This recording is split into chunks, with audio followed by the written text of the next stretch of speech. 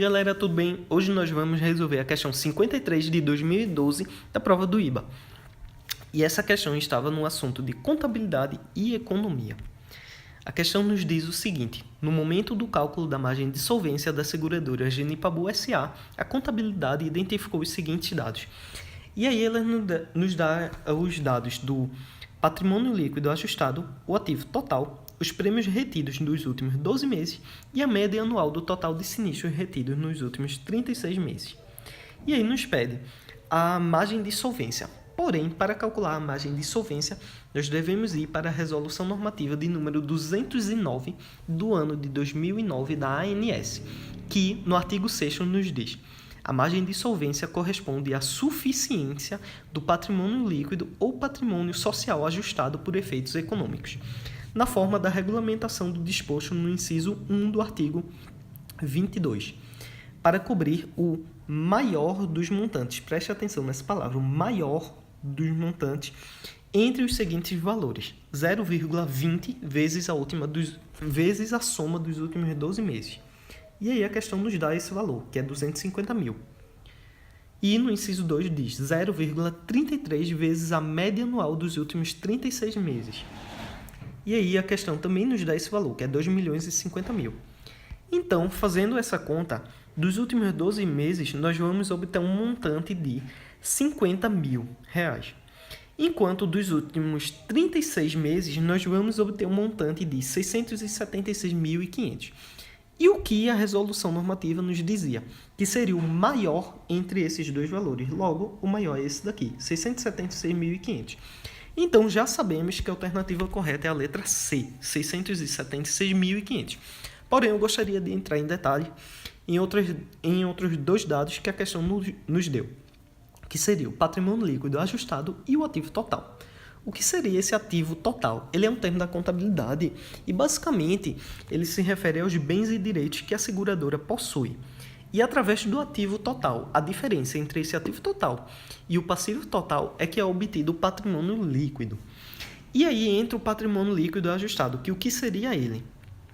O patrimônio líquido ajustado ele está na resolução de número 227 de 2010 da CNSP, que nos diz no artigo 2º, considerar-se-ão para efeitos desta resolução, inciso 5º, patrimônio líquido ajustado, ou PLA, patrimônio líquido contábil ajustado pelas adições e exclusões na forma da regulamentação específica.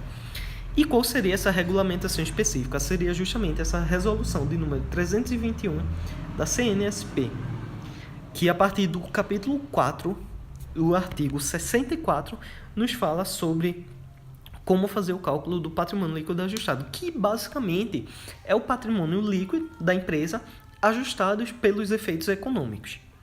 E aí, qual a importância desse patrimônio líquido ajustado na seguradora? Porque esse patrimônio líquido ele deve ser maior ou igual ao capital mínimo requerido, que é o capital mínimo que a seguradora deve ter para o seu funcionamento. Esse capital mínimo requerido é definido no capítulo 5 do artigo 65 da Resolução 321 de 2015.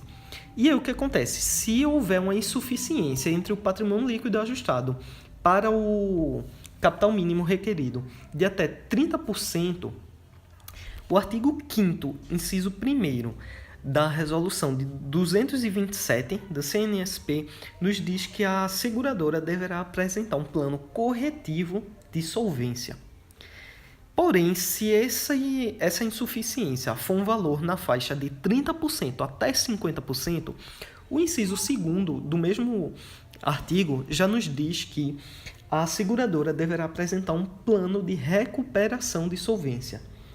E aí, se essa insuficiência ultrapassar a faixa dos 50% e chegar até 70%, no artigo 6º da mesma resolução, a 227, ela nos diz que a seguradora entrará num regime especial de direção fiscal.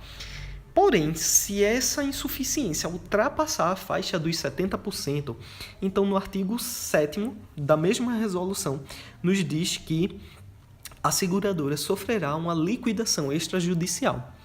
Então, basicamente, essa é a definição do ativo e do patrimônio líquido ajustado. Cada um tem sua importância Porém, o que a questão nos pediu foi apenas o cálculo da margem de solvência.